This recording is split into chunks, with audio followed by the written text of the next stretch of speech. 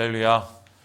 예, 어제 우리가 이 창세기의 마지막 장면을 보았습니다. 특별히 이제 부엘세바의 약속에 대해서 보았는데 그 부엘세바의 약속이 왜 중요했습니까? 바로 하나님께서 야곱에게 하신 약속, 평안히 가라. 그리고 내가 너와 함께 가겠고 내가 나중에 너희 자손들을 이곳으로 다시 이끌어 주시겠다는 그 약속.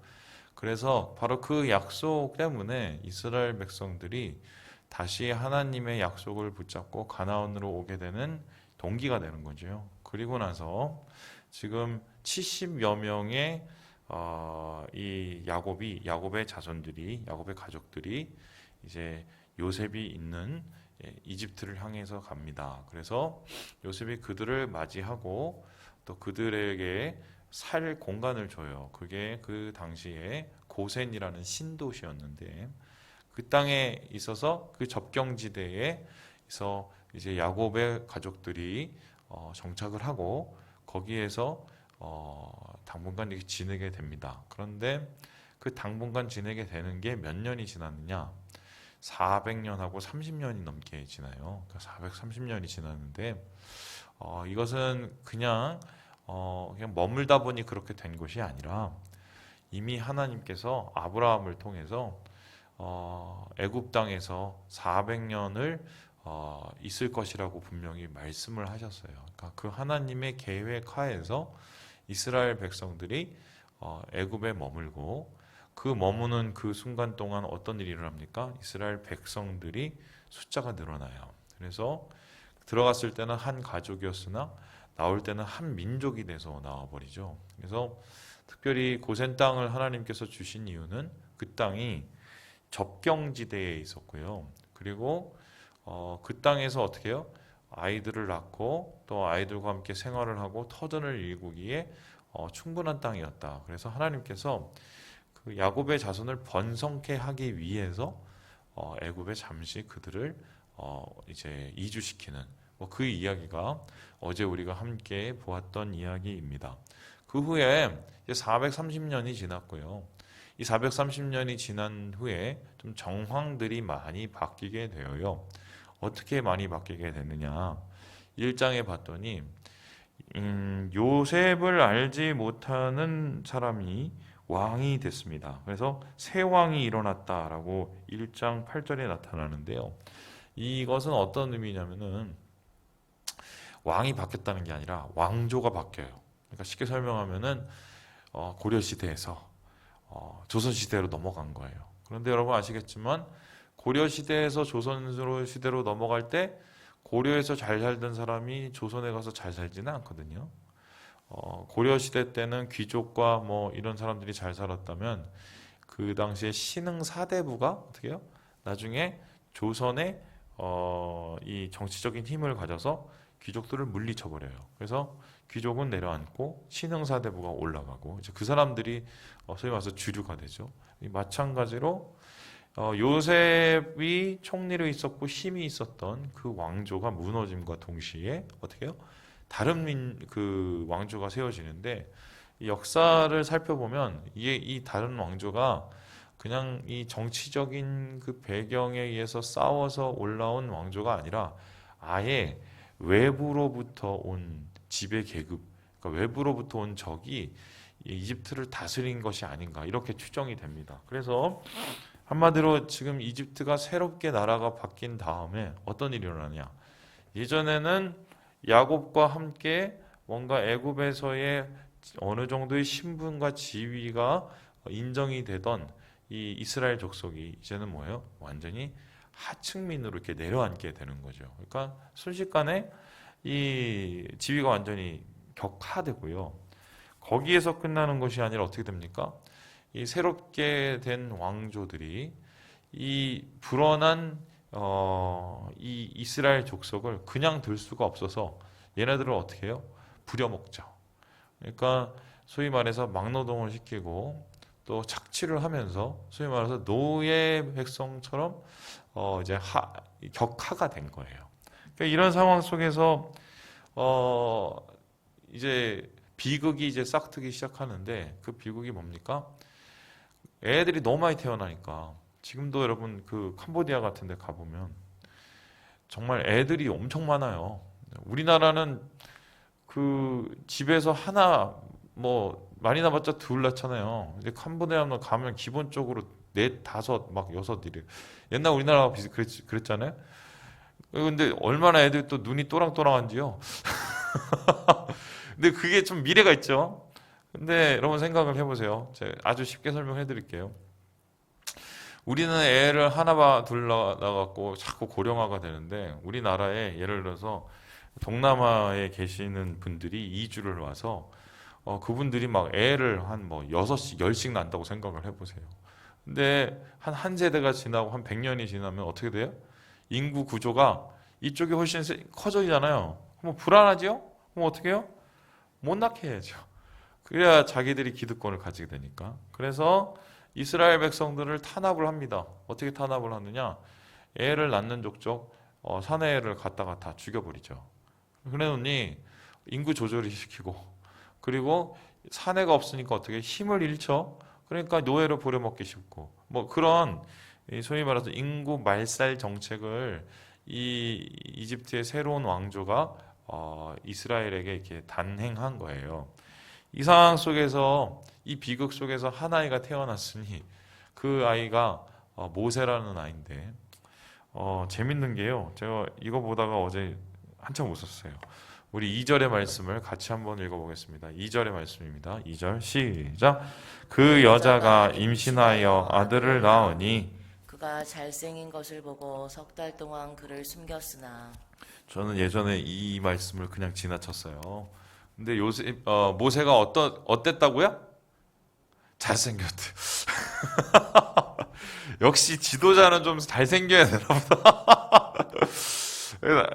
그렇게 생각할 수 있는데, 여기에서 보면은, 이 잘생겼다는 말이 단순히 얼굴 잘생겼다는 의미가 아니라, 이게 똑똑하고 총명하다는 뜻하고 같이 있어요. 그리고 아마 이 이야기를 굳이 한 이유가, 애가 내려왔는데 그 아이가 히브리 애, 노예 백성의 애라는 것을 알면서도 공주가 건져 올리죠? 그 이유가 뭐겠어요? 애가 일단 이쁜 거예요. 그리고 또릿또릿한 거예요, 눈이. 그러니까 그 아이를 건져서 자기가 키울 정도의 그런 마음이 이끌 정도의 이제 외모 준수가 된 거예요. 그래서 그것을 위해서 아마 썼던 것 같고요. 어쨌든 숨기다가 이게 뭐 안 될상 싶으니까 이 물가로 떨어뜨리죠. 그런데 그 물가로 떨어뜨린 속에서 어떤 일이 일어납니까? 하나님께서 미리 예비해 주셔서 그 상황을 인도해 주시고 바로의 공주가 떠내려온 아이를 이제 안고 그 아이를 어떻게 해요? 건져내죠. 물에서 건져내죠. 그래서 모세가 된 거죠. 물에서 건져냈다. 구원했다. 모세. 그래서 그 모세가 되고 이 모세는 자기의 인생이 건져진 인생이 되었는데 그 이후에 보면 어떻게 해요? 모세가 뭐 이 소위 말해서 민족을 위해서 막 싸우다가 도망자 신세가 돼요. 하나님께서 그 바닥에 있는 모세를 어떻게 해요? 다시 건져 주시죠. 이스라엘 백성의 지도자로 건져 주세요. 그러니까 모세로. 그래서 그의 인생은 하나님에 의해서 목숨도 건지고 하나님에 의해서 그의 다시 그 비전과 이 사역과 그의 임무도 다시 건져지는 소명도 건져지는 그래서 그 모세의 사역은 이렇게 하나님의 손에 의해서 건져짐과 동시에 그는 하나님의 손이 되어서 이스라엘 백성을 애굽의 손에서 건져내서 하나님의 나라로 인도하는 사람이 되는 것이죠. 그래서 이 모세의 출생이 참 이러한 불우한 역사적 배경에서 태어났으나 하나님의 인도하심 가운데 그의 인생이 바로 건져지는 인생, 구원되는 인생, 그리고 백성을 구원하는 인생이 되었다. 그 얘기가 오늘 말씀의 전반적인 이야기입니다. 근데 이제 저는 오늘 말씀을 보다가 이 한 가지의 그 좀 포인트라고 그럴까? 그런 거를 갖게 되었는데요. 어디냐면은 한번 저 집에 계신 분 한번 찾아볼게요. 2장 3절 말씀인데요. 제가 한번 읽어볼게요. 2장 23절. 여러 해 후에 애굽 왕은 죽었고 이스라엘 자손은 고된 노동으로 말미암아 탄식하여 부르짖으니 그 고된 노동으로 말미암아 부르짖는 소리가 하나님께 상달된지라. 그래서 24절에 보니까요. 하나님이 그들의 고통 소리를 들으시고 하나님이 아브라함과 이삭과 야곱에게 세운 그의 언약을 기억하사 25절에요.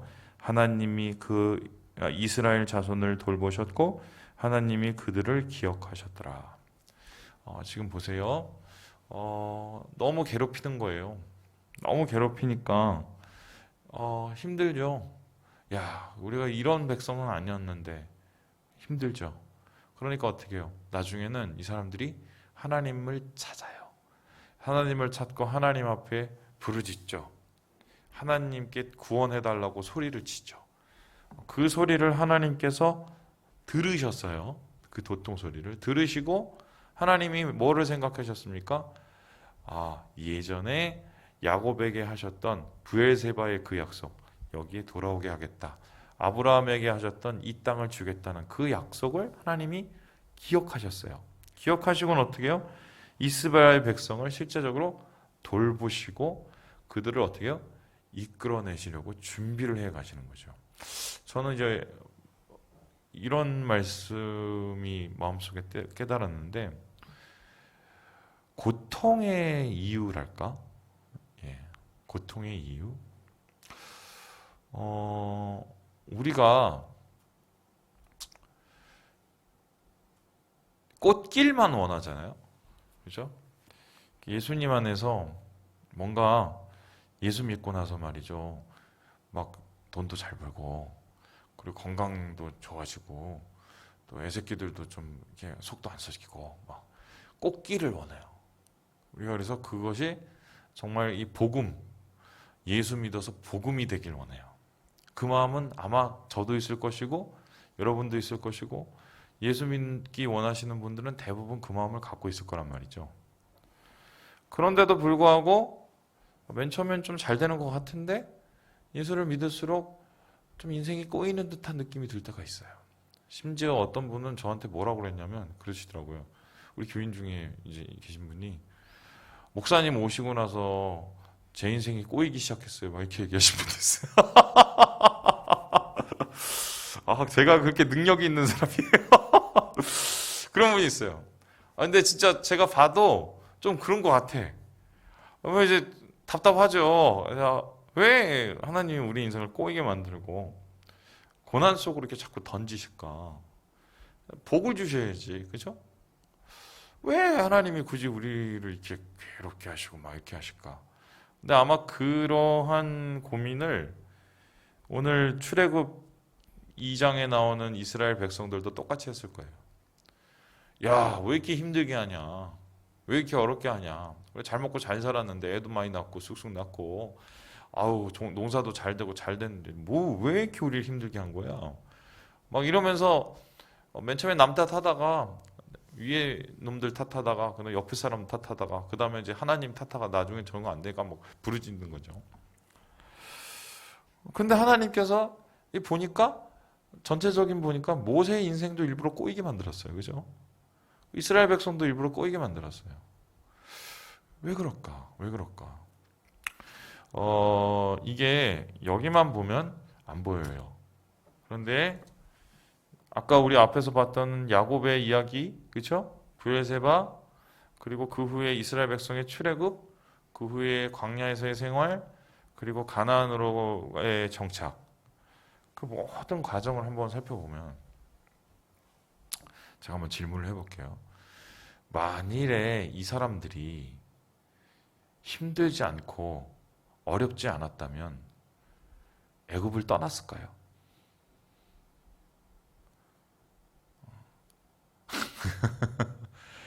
심지어는 여기서 이렇게 막 홀대를 받고 얻어맞고 살았는데도 나중에 광야에 가서 좀 힘들어지니까 뭐라 그래요? 이 사람들이 몇 사람들이 야, 내 애굽으로 다시 갈래.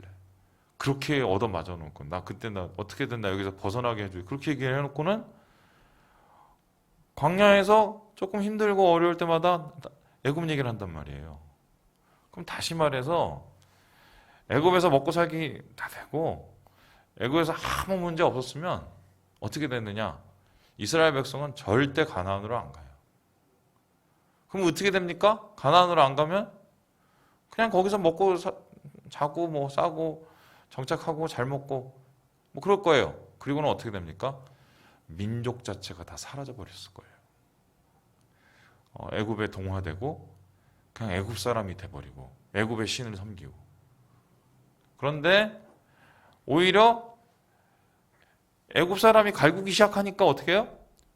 이 이스라엘 백성이라는 민족이 자기들의 정체성에 대해서 고민하죠. 우리가 뭔데 자꾸 쟤네들이 가려고. 아, 우리는 히브리 사람들, 강 건너온 사람이지. 아, 우리는 쟤네와 달리 하나님을 믿었던 사람들이지.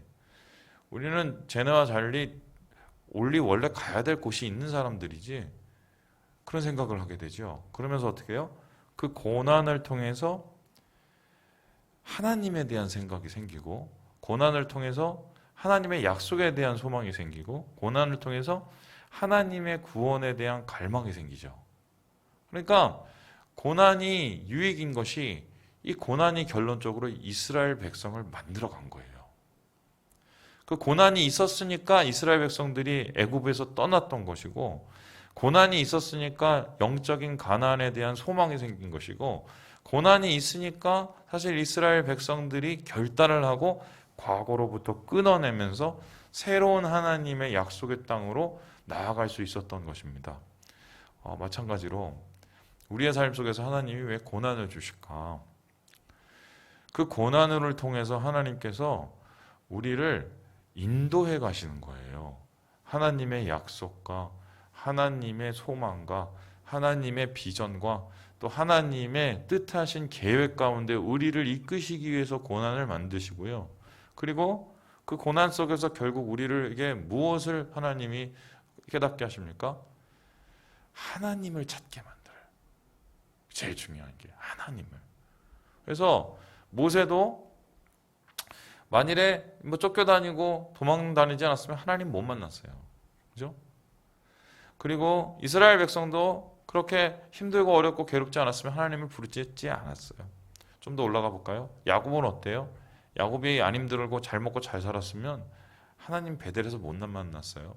수많은 백성들이 다, 그리고 믿음의 사람들이. 그때는 너무 괴로우니까 그게 안 보이는데 지나고 나서 그런 모든 과정을 보니까 꼭 필요한 고난이었던 것이죠. 그렇다면은 우리가 현재 이런 어려움들, 뭐 지금 코로나를 지나고 있죠. 계속 그 교회가 얻어맞고 무슨 선교 센터니 선교 학교니 계속 얻어맞, 괴로워 죽겠어요.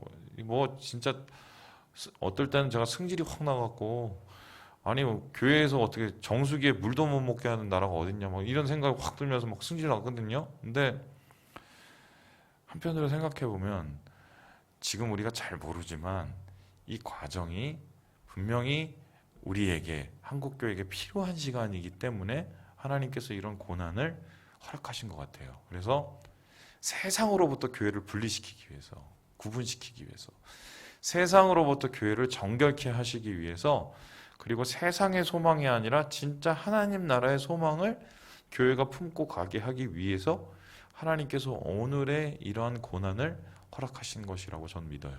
그래서 사랑하는 여러분, 힘들고 어려운 건 사실이지만 그래도 우리 하나님은 고난을 통해서 유익을 주시는 분이시지 고난 통해서 우리 망하게 하시려고 그러시는 분이 절대로 아닙니다. 주의 은혜를 깨달으시고 이 고난 속에서의 의미를 참 발견하시고 오늘 맡겨진 이 상황 속에서 한 걸음 한 걸음 주님을 부르짖으며 신뢰하며 나아갈 때 모세와 같이 우리를 건지시는 하나님의 손길을 깨달으시고 그 은혜로 하루를 견뎌내시는 우리 모든 성도들 되시길 주님의 이름으로 축원합니다.